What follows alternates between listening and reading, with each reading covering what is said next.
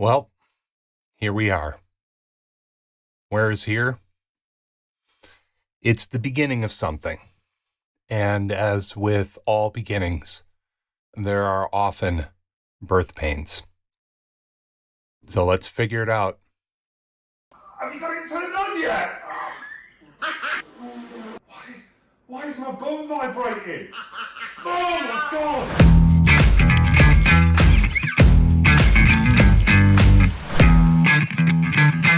Tin Hut! How you doing, everybody? Andrew Scott, and you are at the VO Booth Camp. And here I am again talking about the topic du jour. I don't have to explain to you guys that artificial intelligence is all over the news right now.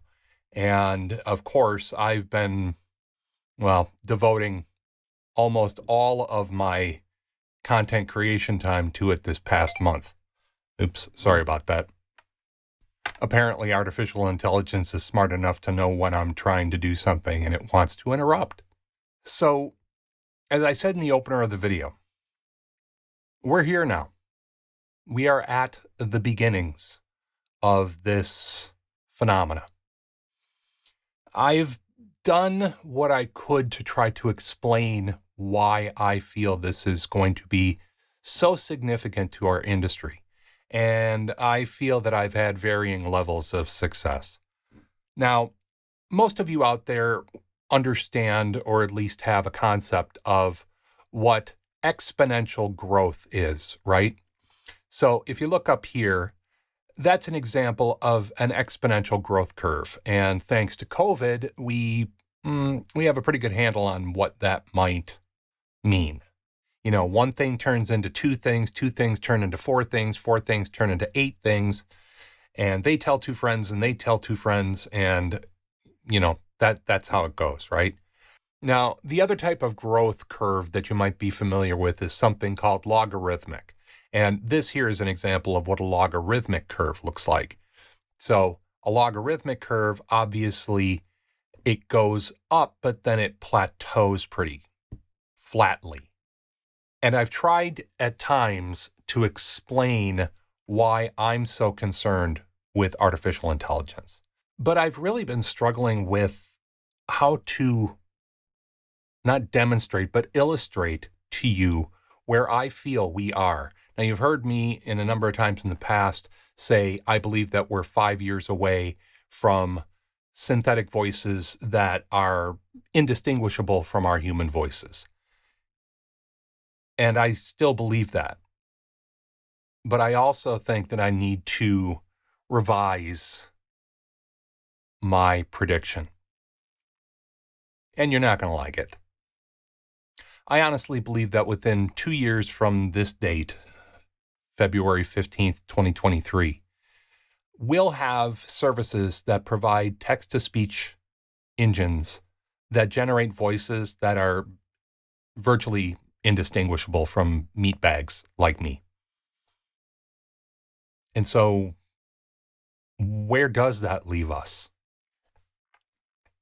Well, one of the people that I follow on these here interwebs is a guy named Tom Scott. And Tom Scott is a very talented person when it comes to explaining complicated topics in everyday English, or I guess everyday British.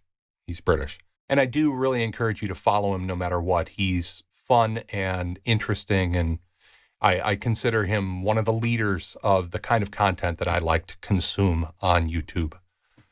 But what he did was he very concisely condensed what I've been trying to say for like the last 3 or 4 videos now into that.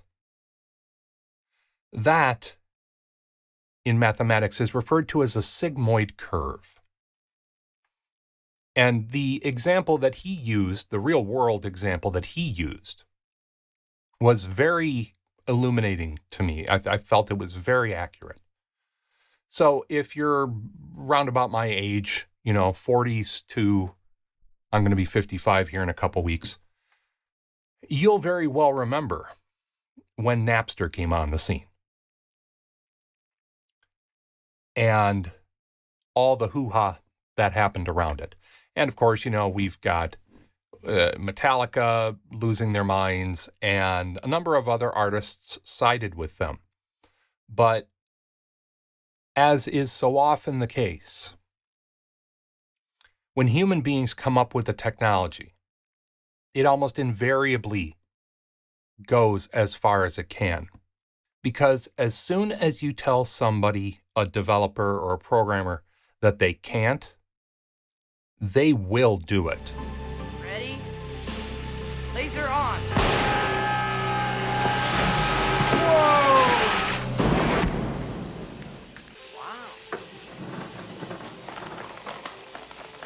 Sorry about the window, sir. And the trees across the quad. It almost feels like they're doing it out of spite, but mostly because those types of people and those types of minds like a challenge. Now, some of them will have very altruistic reasons for doing so.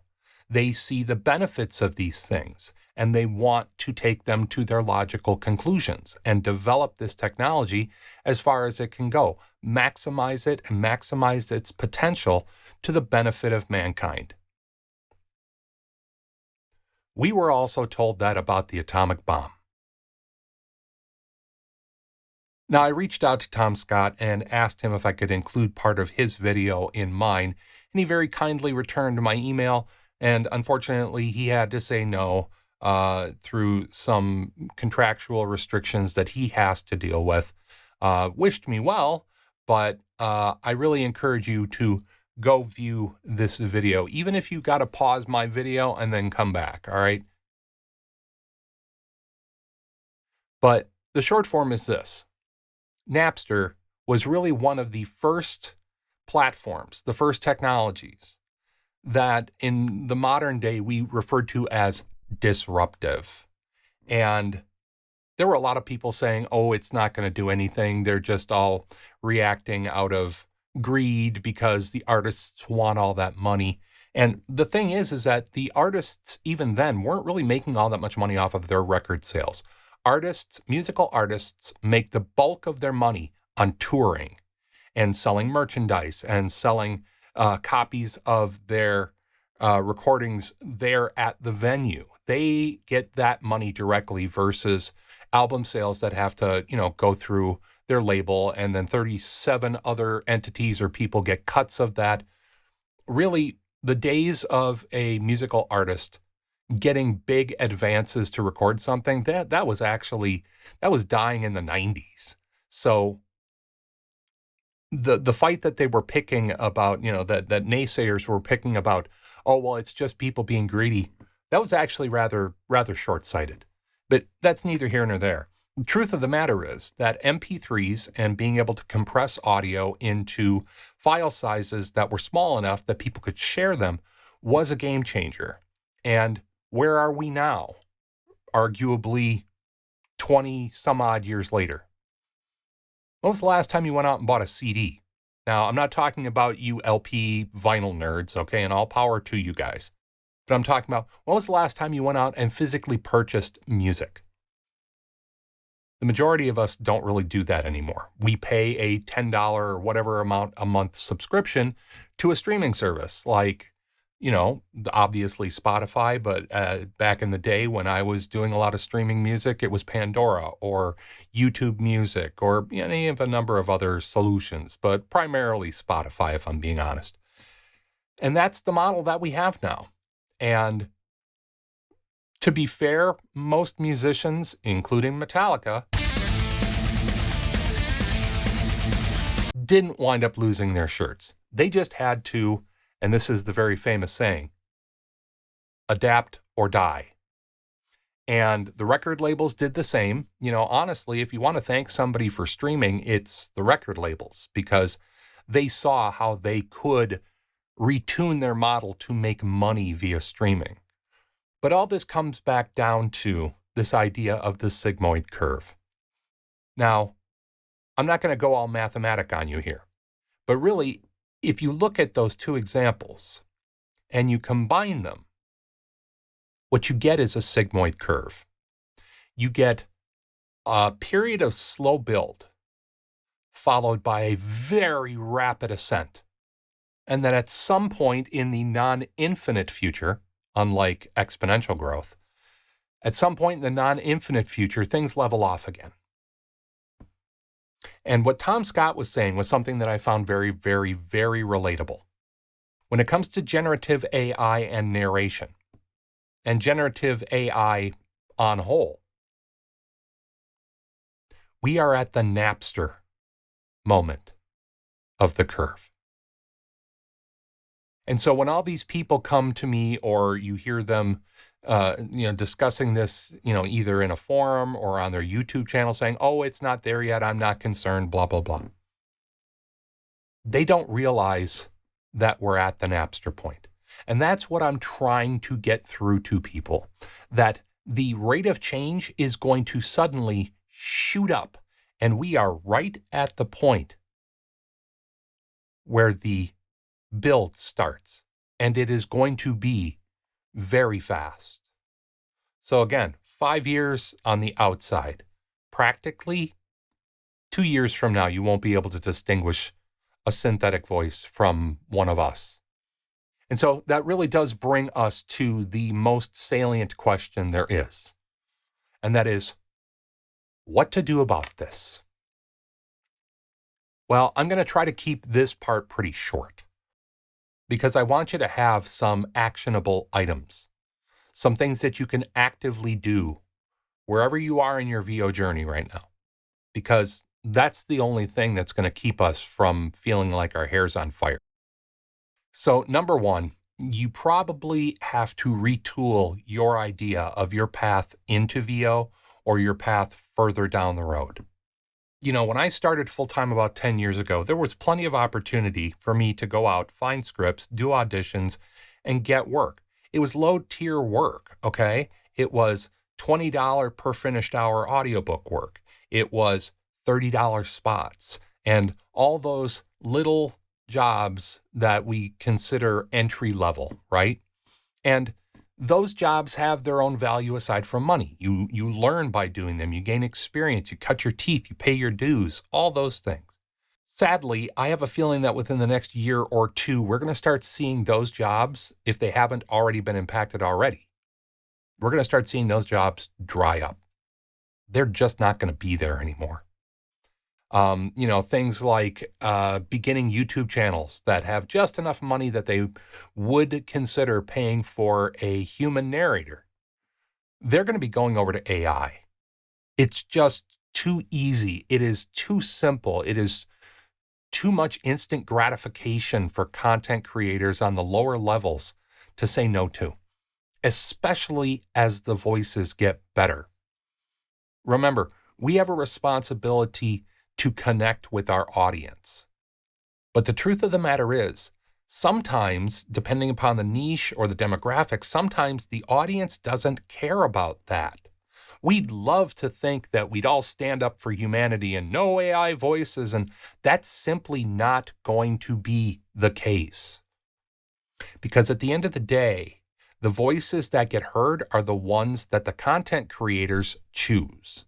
And content creators choose voices via a number of different decision points. And it's very safe to say that one of the largest decision points they have is, what is it going to cost me? Followed very quickly by, how long is the delivery going to take? Combined with, are you going to be here tomorrow if my channel grows and I want to use you again? AI is going to be there for them. And not only that, AI is going to provide them a consistency that is very attractive to a content creator. And there are things that AI does that you can't do. That's just the truth. There are things that AI can provide that you can't, currently and potentially ever. So you need to be taking that into account. You need to be planning for that. So next up on the list is get good fast. Now, easier said than done, right? But to be fair, the days of simply getting a mic and climbing in your closet and starting to make some level of money, It's going away, if not being on life support right now. Do not expect to come into this industry with no training via either coaching or acting classes, to just waltz into this industry with a good voice and start to get traction. It's not going to happen anymore like that. It just isn't. And you need to be making decisions with your eyes open about that. So what do? Get training and get coaching. Now, again, I know this sounds really self-serving because I'm a coach, but one of the things that is a responsibility of mine when I'm coaching is to tell my students the truth about the industry. And this is true. Whether we like it or not, this is true. Us monkeys have a really bad track record of getting genies back into bottles. So you need to assume that this is going to be here, and you combat it by getting good fast. You need to shorten your learning curve when it comes to doing voiceover. And that primarily means coaching. Coaching gets you farther faster. It just does. That's the reason why all us talking head YouTube VO people say, get coaching. It's not because all of us are coaches. Not all of us are. But if you hear somebody say that, they are saying that when they got coaching, their business and their VO practice and their skill set increased rapidly. That's what you need. Now, the other thing that I will say, and I say this having been trained in this a long time ago, but it still pays me back today, is look at acting classes. Remember, voice artists are capital A artists, but they're also capital A actors. If you think that you're simply going to get good enough without getting some real acting experience, it's going to be a bumpy ride. Taking even something as simple and as potentially free as going to a community theater and taking some acting classes there. A lot of times those are free. Check in with your local recreation department and see if there are classes that they give, particularly at, recreation centers throughout the summer, stuff like that. And take advantage of them. Get a hold of your local community colleges and see what opportunities are there for acting classes, because you need to learn not only to read, but to act, because every read is acting. Unless you're reading your own words that you wrote yourself, if you are saying words somebody else wrote, you need to be able to inhabit that copy and inhabit that copy and that character.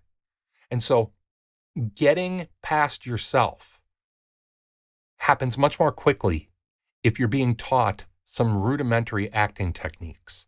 And it will pay you back in many, many other realms of your VO practice. I promise you. I grew up on stage. I was a trained opera singer when I was very young, and I did opera, light opera, musical theater, all that stuff. And so I have acting training.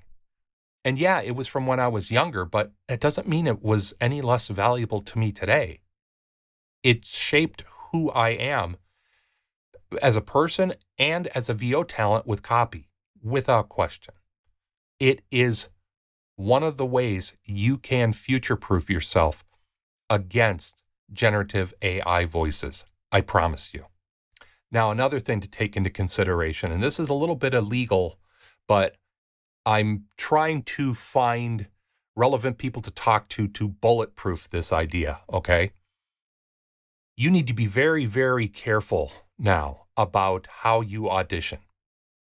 I'm of the mind that there should be no audition that you send out that isn't protected with a watermark. And it can be as simple as this beep. In every brand, in many places, you need to be putting a tone in there that ruins that take for illicit use. It's really important now. Truth of the matter is, just today, February 15th, 2023, on an associate's Discord server. Somebody, without permission, cloned that VO educator's voice through a generative AI platform. If that doesn't send a shiver down you, go take your temperature. And, they said that they did it just for fun and to see if they could and all that. Aside from the fact that it is wholly and totally unethical, it's that easy already. People don't need permission. They should have permission, but they don't need it in order to deepfake somebody's voice. We are currently, right now, at the stage where all you need to deepfake somebody's voice is a 2-minute sample of them talking. And on the internet, there's a really good chance that there is 2 minutes worth of somebody talking that you can use to illicitly generate a voice that you can use as you see fit with no permission from the person whose voice it actually is. What more do I have to say? So, the other aspect of protecting yourself legally in this regard is I really recommend that you put on the bottom of every single VO communication, either email or on a P2P platform, you include the following words. All voice recordings provided by your name, in any form or format, whether digital or analog, are protected by copyright law and other applicable intellectual property laws. Any use of these voice recordings, including but not limited to generative AI projects, without the express written permission of your name is strictly prohibited. By accepting and using these voice recordings, you acknowledge and agree to be bound by these terms and conditions. Any unauthorized use may result in legal action. This disclaimer is binding and enforceable in all 50 United States. Okay, yeah, I did do that with AI to reinforce a point. That voice was generative AI. The copy was written by ChatGPT. However, I am in the process of performing due diligence and making sure that that disclaimer actually holds some water for us. But even if it doesn't pass muster legally, I still encourage you to include something in the footer of all your communications that says, under no circumstances is your voice or your recordings of your voice to be used for generative AI purposes without your expressed written permission. Voice theft is already happening. So the next thing up is this. Now more than ever, it is incredibly important for you to be part of a good, solid VO community. Now, obviously, I'd love it if you join us over on our Discord server for Booth Camp, but frankly, I don't care where you go.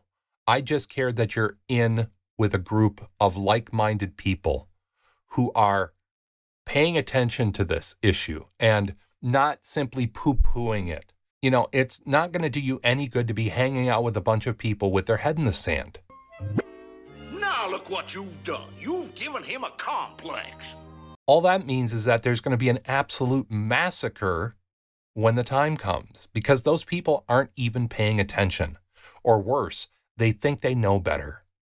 And lastly, and this is slightly outside the VO sphere, but I'm going to put this here for you anyways, because I do believe that it is going to be important.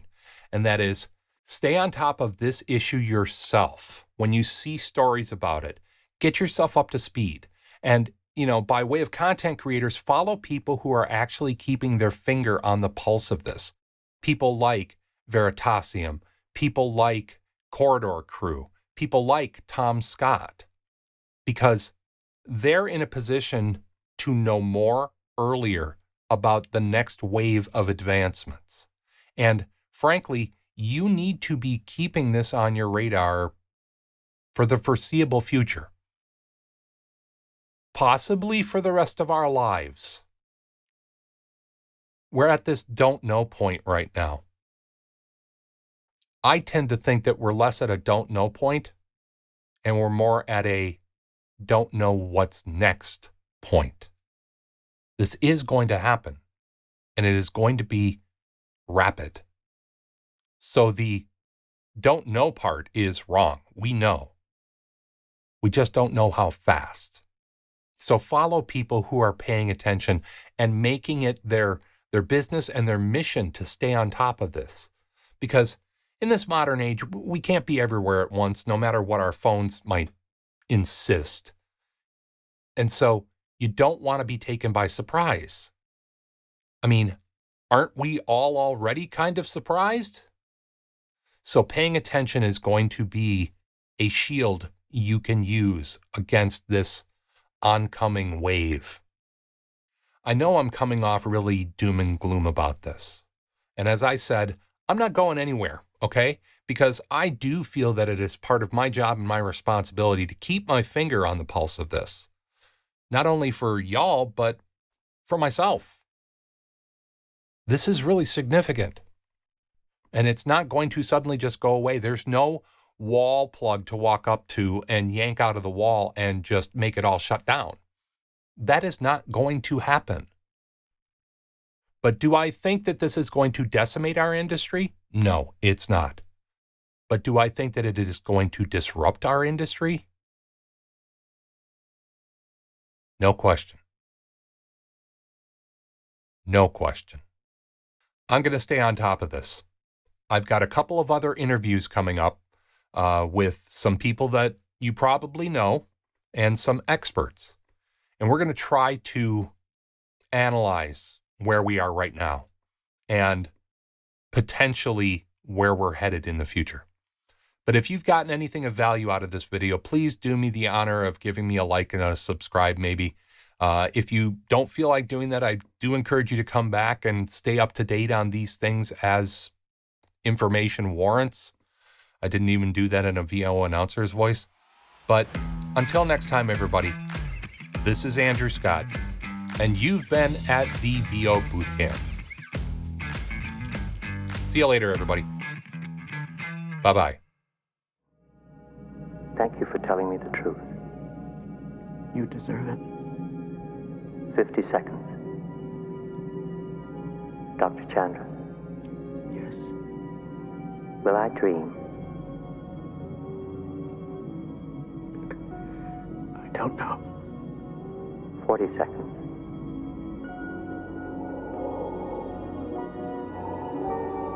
30 seconds.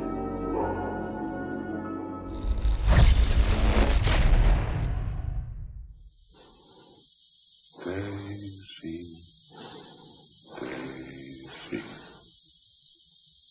give me your answer,